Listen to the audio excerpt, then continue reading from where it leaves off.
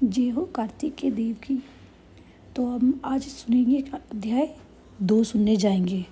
तो अब इसमें कार्तिक स्नान कैसे करें की विधि जानेंगे, ठीक है ना। और पहले अध्याय में हमने सुना था, हमने ये ब्रह्मा जी के व्रत का विधान सुना था कि कैसे करते हैं, और महत्म सुना था। हमने महत्म सुना था इसमें कार्तिक मास का महत्म क्या है पहले अध्याय में। अब हम दूसरे अध्याय में इसकी पूरी जानकारी लेंगे कि कैसे करते हैं। तो शुरू करते हैं। नारायणं नमस्कृतो नरं चैव नरोत्तमं देवीं सरस्वतीं व्यासं ततो जयमुदीरये।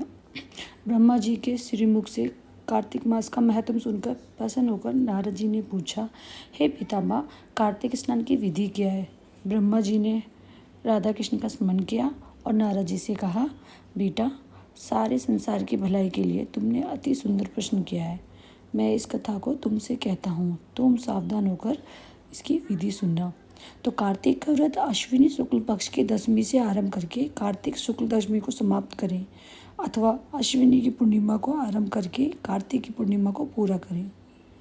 तो जब कार्तिक व्रत शुरू करेंगे तब भगवान विष्णु को नमस्कार कर उनका वंदना करना है और कार्तिक व्रत करने की आज्ञा मांगनी है और फिर विधिवत कार्तिक व्रत का पालन करना है। व्रती मनुष्य प्रातःकाल ब्रह्म मुहूर्त में उठकर 4 बजे उठना है। शौच आदि से निर्वित होकर 12 उंगल लंबी सुगंधित वृक्ष की दातुन करें, परंतु श्राद्ध के दिन, सूर्य तथा चंद्रग्रहण के दिन, एकम यानी पड़वा के दिन, अमावस, नवमी, छठ, एकादशी, रविवार के दिन दातुन ना करें। जिस दिन दातुन ना करते हो उस दिन पानी से 12 कुल्ले करके मुख को अच्छे से तरह से साफ कर लें। जब 2 घड़ी रात्रि रह जाए तो काले तिल, चंदन, चावल, फूल या कुशा लेकर तालाब, कुंड, नदी या संगम तथा किसी भी तीर्थ स्थान में जाकर भगवान से प्रार्थना करें और कहें, हे भगवान, आपकी और श्री लक्ष्मी जी की प्रसन्नता के साथ के लिए मैं कार्तिक मास का स्नान करूंगा। इस प्रकार संकल्प करके श्री गंगा जी, भगवान शिव, सूर्य और विष्णु जी का ध्यान करके नाभिक तक जल में प्रवेश करके अच्छे से स्नान करना है। मनुष्य किसी भी तीर्थ में स्नान करे उसे गंगा का स्मरण अवश्य करना चाहिए। गंगा माता है ना, इसलिए गर्म जल की अपेक्षा ठंडे जल में स्नान करने से 10 गुना पुण्य होता है। उसे 100 गुना पुण्य बाहरी कुएं में जल में स्नान करने से होता है। उससे अधिक पुण्य बावड़ी में और उससे भी अधिक पुण्य पोखर में स्नान करने से होता है। उससे 10 गुना झरनों में और उससे भी अधिक पुण्य कार्तिक में नदी स्नान करने से होता है। तीर्थ से 10 गुना पुण्य मिलता है और वहाँ जहाँ 2 नदियों का संगम हो, यदि कहीं 3 नदियों का संगम हो, तब तो पुण्य की कोई सीमा ही नहीं है। तो स्त्रियों को पति की आज्ञा लेकर ही कार्तिक स्नान करना चाहिए क्योंकि पति से बिना पूछे जो धर्म कार्य किया जाता है वे पति की आयु को क्षीण कर देता है। फिर जल से बाहर आकर देवता, ऋषि और पितरों का तर्पण करें। स्नान के पश्चात बकरी तथा भेड़ की धूली से बचना चाहिए तथा छींक, थूक, कुत्ता, गोवा, कौवा, ऊँट, उल्लू, सूकर की स्पर्श ना करें। इससे छुए जाए तो फिर से स्नान करना चाहिए। इसके बाद षोडशोपचार विधि से भगवान जी का पूजन करें। भगवान को अर्घ देवें और प्रार्थना करते हुए कहें कि भगवान श्री राधा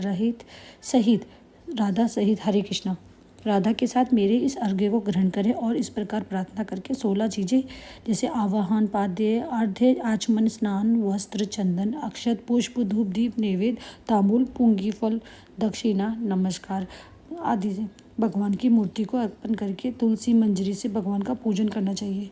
इसे षोडशोपचार पूजन कहते हैं। कार्तिक में भगवान विष्णु की प्रसन्नता के लिए विष्णु मंदिर या शिव मंदिर में रात को जागरण करना चाहिए। शिव और विष्णु जी का मंदिर नहीं हो तो किसी भी देवता के मंदिर में हम जा सकते हैं। यदि दुर्गा वन में स्थित हो या स्थिति में किसी परिस्थिति में पड़े हो तो तुलसी वन में या वहाँ जाके पूजा करनी चाहिए और भगवान विष्णु का लीला के बारे में हमें पढ़ना चाहिए, सुनना चाहिए। कभी भी जैसे कहीं अधिक जल नहीं पा सके, रोगी होने के कारण जल से स्नान नहीं कर सके तो भगवान के नाम से शुद्ध कर लेते हैं। तो कार्तिक में भूमि में शयन करने वाला मनुष्य अपने युगों युगों पापों को नाश कर देता है।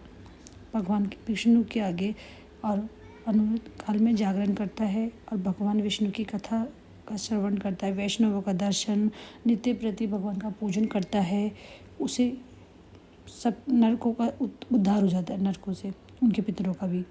तो इसी तरह से प्रतिदिन हमें अपने शक्ति के अनुसार हमें क्या करना है, स्नान करके दान भी करना है। तो इसलिए दान करना चाहिए, अन्न का सबसे बड़ा दान माना जाता है, अन्न का दान करना ही चाहिए। तो समस्त प्राणियों को प्राण माना गया, इसलिए अन्नदान करने वाला पुरुष संसार में सब कुछ देने वाला और संपूर्ण यज्ञों का अनुष्ठान करने वाला है। देव ऋषि, जो मनुष्य कार्तिक मास में प्रतिदिन गीता का पाठ करता है, उसके पुण्य फल का वर्णन नहीं कर सकते। गीता के समान कोई शास्त्र ना तो हुआ है ना होगा। गीता के एक अध्याय का पाठ करने से घोर नरक से मुक्त हो जाता है। ब्रह्मा जी कहते हैं कि हे नारद, तुलसी की मंजरी सहित भगवान शालिग्राम का जो एक बूंद चरणामृत का पान करता है, ब्रह्म हत्या आदि बड़े बड़े पापों से मुक्त हो जाता है। जो भगवान शालिग्राम जी की मूर्ति के आगे अपने पितरों का श्राद्ध करता है, उसके पितरों को वैकुंठ की प्राप्ति होती है। जो भगवान शालिग्राम की मूर्ति दान करता है, उन्हें समस्त पृथ्वी के दान का फल मिलता है। परंतु शालिग्राम की मूर्ति बेचनी नहीं चाहिए। जो श्री विष्णु जी का पूजन कमल के पुष्पों से, लक्ष्मी जी की मालती और चंपा से पुष्पों से करता है, वे भगवान के परम पद को प्राप्त हो जाता है। जो भगवान की अति प्रिय तुलसी से पूजा करता है, उसकी महिमा कोई भी नहीं कह सकता। वे कभी माता के गर्भ में नहीं आता है। तुलसी माला धारण किए जिसकी मृत्यु हो जाए, वे सीधा बिना किसी बाधा के वैकुंठ को जाता है, वैकुंठ धाम को जाता है। तो तुलसी की छाया में पितरों का श्राद्ध करने से पितरों की अक्षय तृप्ति होती है। तुलसी का सिंचन गंगा, यमुना तथा नर्मदा के स्नान के तुल्य हो जाता है।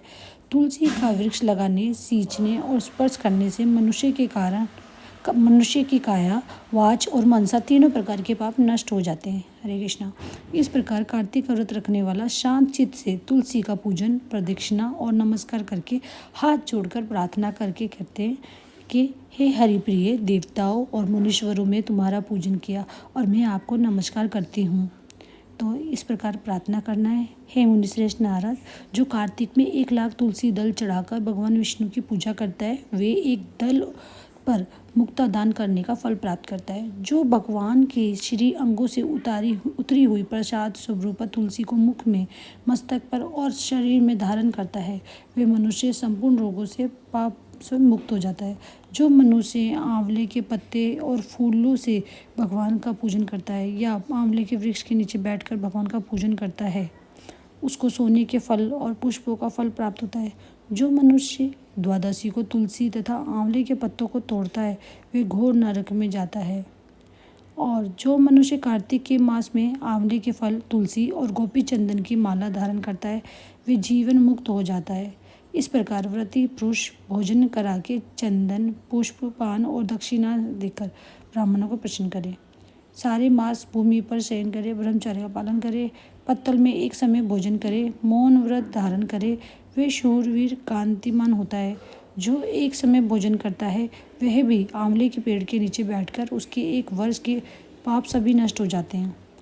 तो कार्तिक मास महात्म अध्याय 2 समाप्त हुआ। तो इस तरह से हम अब अगले अध्याय के सुनेंगे। तीसरे अध्याय को ज़्यादा से ज़्यादा नाम जाप करें।